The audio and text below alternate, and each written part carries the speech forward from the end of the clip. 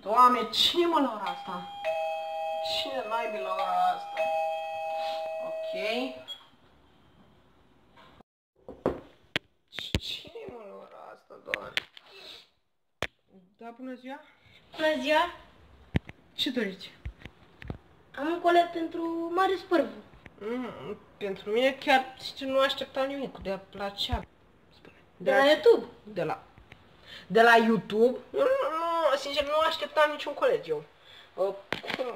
Ok, dați-mi. Imediat. Acesta e coletul. Da. Ok. La revedere. La revedere.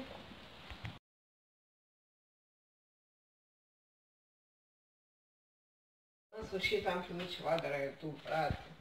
Am primit mâncare și am primit oare. Nu știu, deci acum trebuie să deschid ăsta.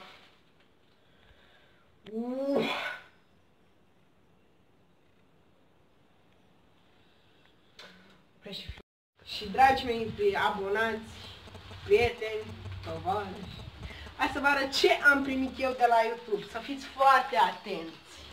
Ce am primit de la YouTube? Mi-am primit salariul. Salariul meu constă într-o agrafă în monede de 10 bani și pietre. Și gata, cam atât și cu vlogul de azi. Eu am fost Marius. Și da, eu am fost Marius, tu m-ai urmărit. Nu uita să lași un like, un share dacă ți-a plăcut, abonează-te.